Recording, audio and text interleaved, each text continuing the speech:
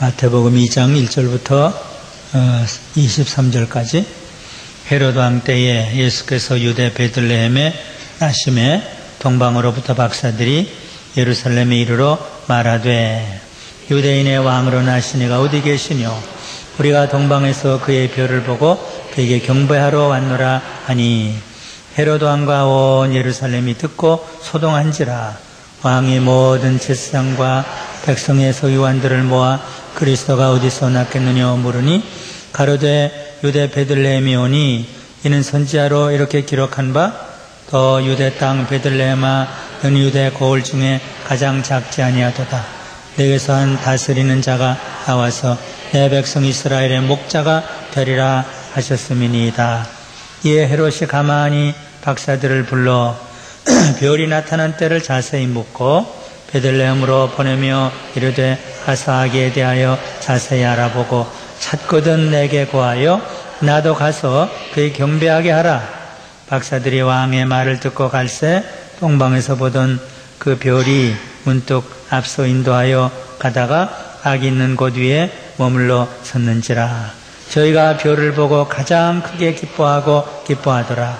집에 들어가 아기와 그 모친 마리아에 함께 있는 것을 보고 엎드려 아기께 경배하고 보배합을 열어 황금과 유향과 모략을 예물로 드리니라. 꿈에 헤롯에게로 돌아가지 말라 지시하심을 받아 다른 길로 고국에 돌아가니라.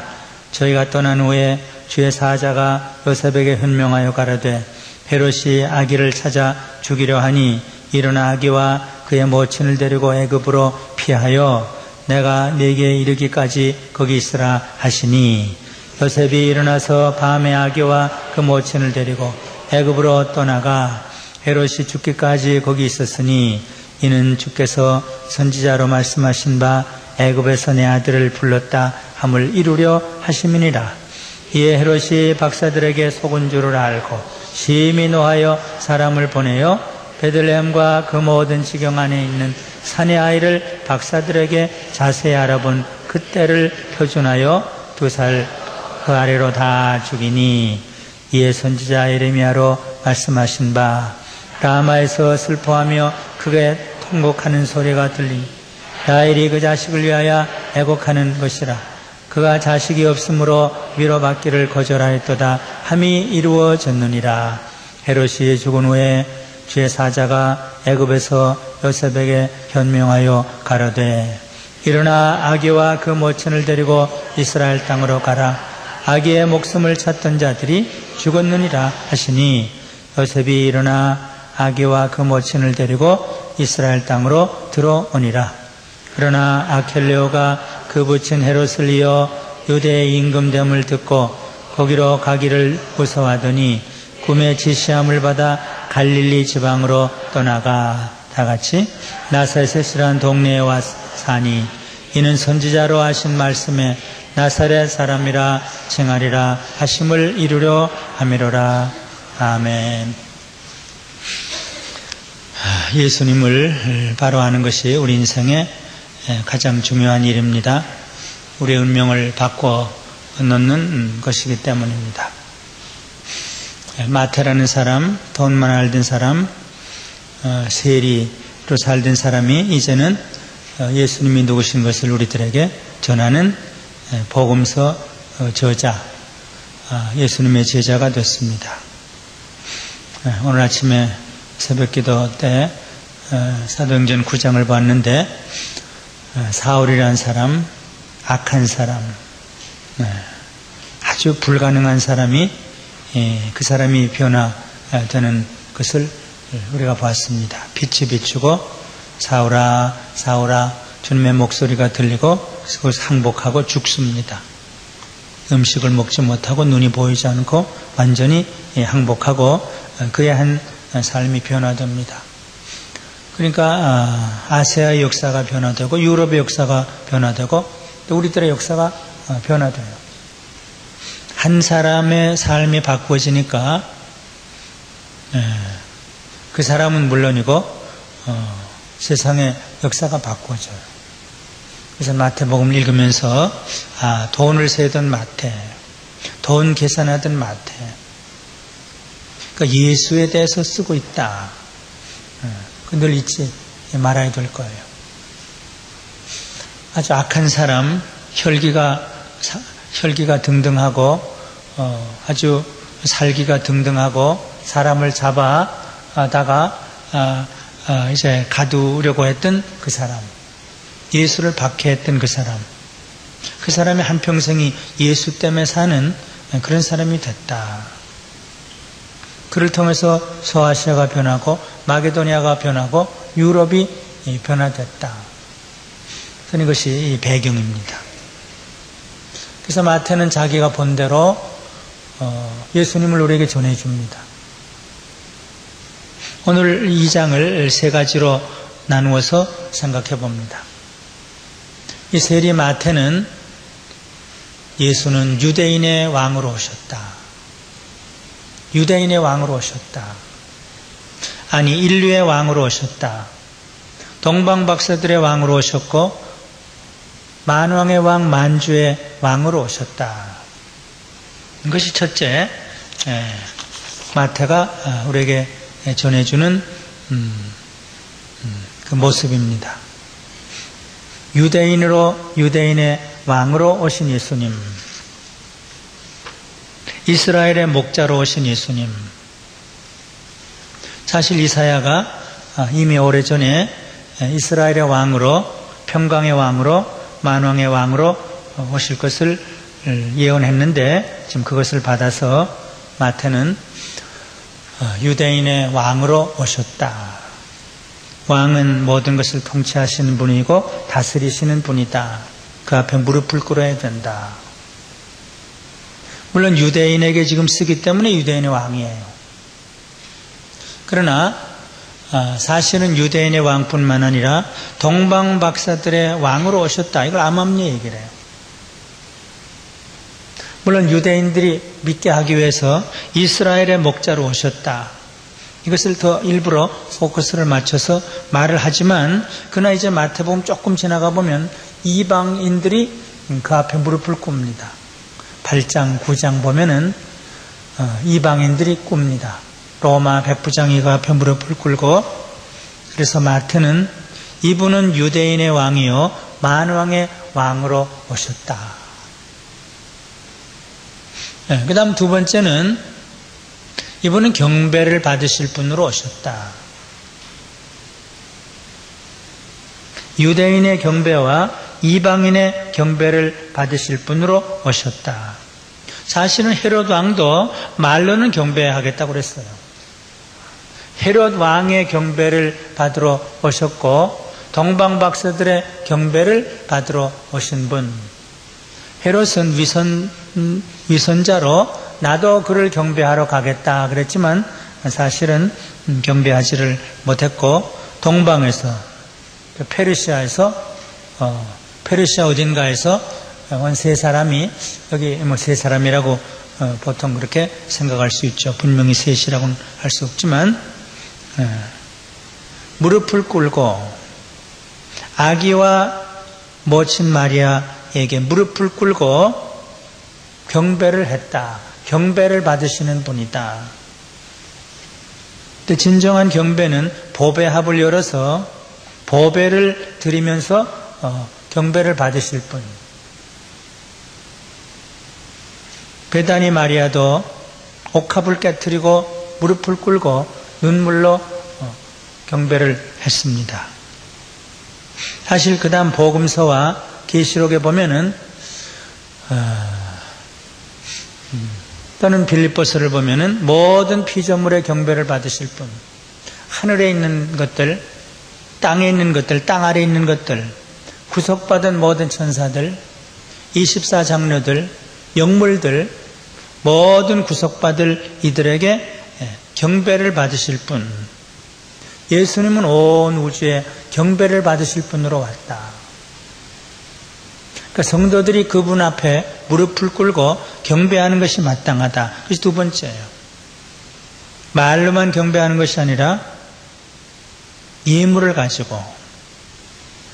그 다음 세 번째는 나사렛 사람으로 오셨다. 그것을 지적해요. 물론 만왕의 왕이시죠.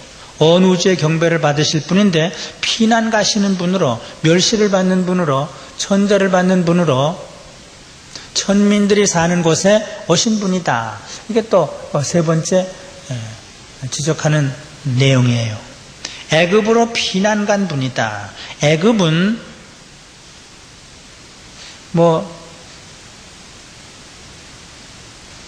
원수의 나라죠. 이방 나라고 원수의 나라. 또 나사렛은 제일 천민들이 사는 곳. 사마리아보다도 더 북쪽에 있어요. 유대가 제일 중심입니다. 예루살렘이 제일 중심이에요. 근데 조금 북으로 올라가면 사마리아예요. 그 다음 북으로 올라가면 갈릴리고, 그 다음에 이방이에요. 수리하고. 근데 예수님은 거의 한평생을 갈릴리에 사셨다. 3년 동안의 공생의 사역은 거의 갈릴리예요. 피난 가셨고 멸시를 당하셨고 천대를 받으신 분이다. 그래서 이사야 53장에 He was despised and rejected. 그 메시아의 그 가사가 나와요. 저는 그 가사에 늘 옛날에 감명을 받곤 했는데 He was despised. He was rejected by man. 이미 이사야가 예언한 대로 예수님은 태어났을 때부터 태어날 것이 없었고 사관에 있을 것이 없어 쫓겨났고 소와 말이 사는 곳에 태어났고 그 다음에 조금만 있다가 그 다음엔 피난을 갔고 애굽으로 피난을 갔고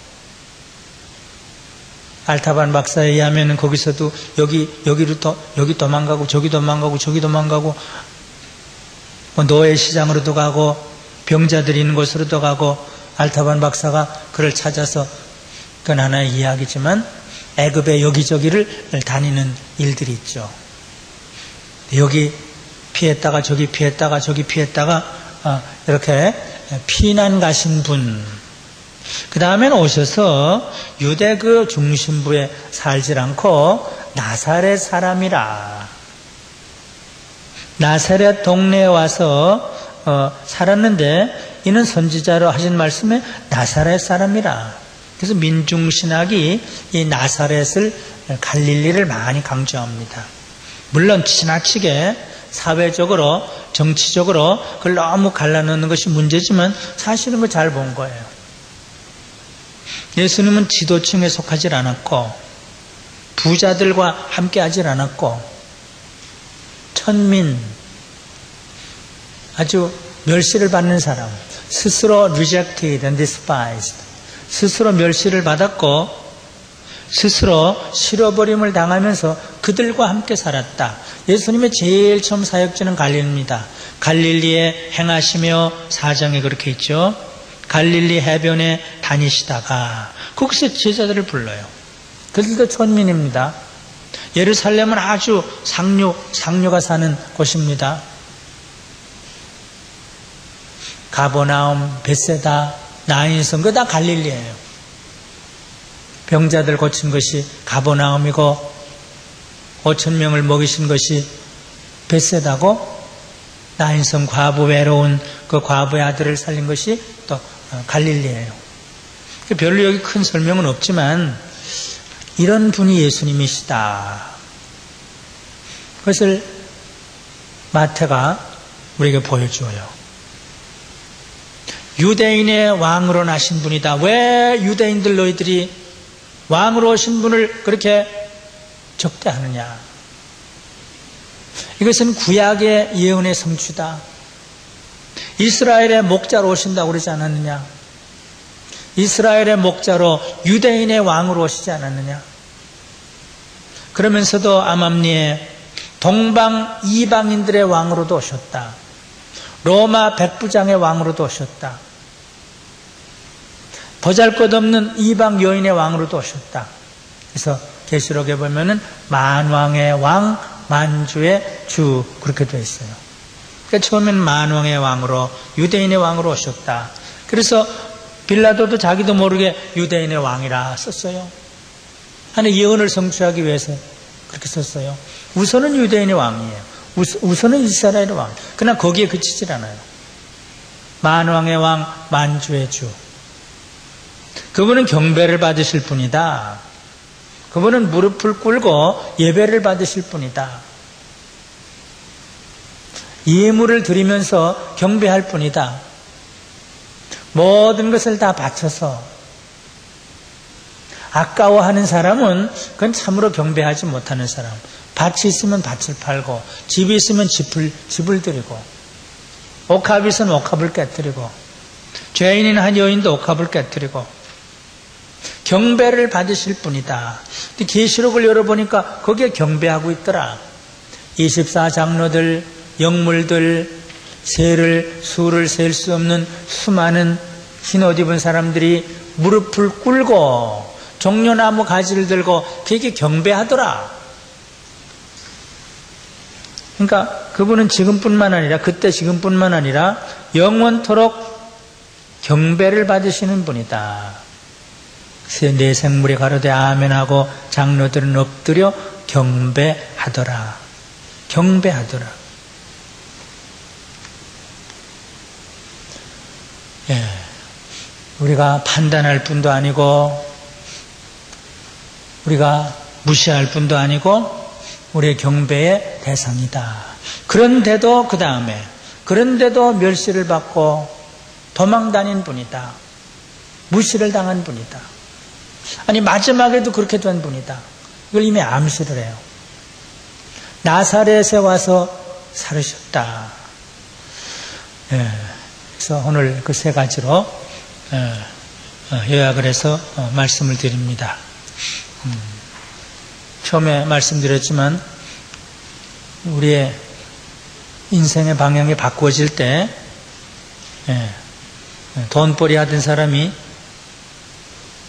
예수의 삶을 서술하는 기자로 바꿔질 때 마태복음을 읽고 톨스토이를 비롯해서 처음에 안토니를 비롯해서 또 중세의 프랜시스를 비롯해서 수많은 사람들이 거기에 무릎을 꿇고 인생이 바꿔졌어요. 마태 하나가 바꿔지니까 이렇게도 바꿔지냐. 사울이 바꿔지니까 도저히 불가능하다는 새벽을 했죠. 고집불통. 고집이 너무 세고 자기 주견이 너무 세고 근데 그가 죽으니까 소경이 됐죠. 음식 못 먹었죠. 걷지를 못했죠. 좀 그래야 돼요. 몽둥이로 맞아야 돼요. 사실은 몽둥이로 맞은 거죠. 몽둥이 이상이죠. 먹지 못하고 보지 못하니까. 거기서 새로운 사람이 되니까 사도행전의 역사와 인류의 역사가 바꾸어졌다. 근데 그 내용은 오직 하나. 예수. 예수님이 누구신가? 물론 우리는 그분을 다 알 수 없죠. 내 마음에 새겨진 보석. 말할 수 없네 그랬죠. 그 이름 예수. 나는 말할 수 없네 그랬죠. 다 어떻게 말해? 사람의 말이 어떻게 말해? 그러나 그분을 알고 또 알고 아는 것이 우리의 가장 큰 축복이고 행복이에요. 그분을 아는 만큼 우리의 삶의 가치가 넓어지겠죠. 그분을 사랑하는 만큼 우리의 가치가 그렇게 빛날 것이고 그래서 제가 늘 저 자신을 향한 도전이죠. 얼만큼 행복하고 얼만큼 예수에 사로잡힌 삶을 살 수 있는가. 이제 몇 년이라도 그렇게 하세요. 여기 10년 이상 살 분도 있고 20년 이상 살 분도 있고 몰라요. 또 5년 이상 살 분이 있을지. 마지막 어떻게 해야 될까?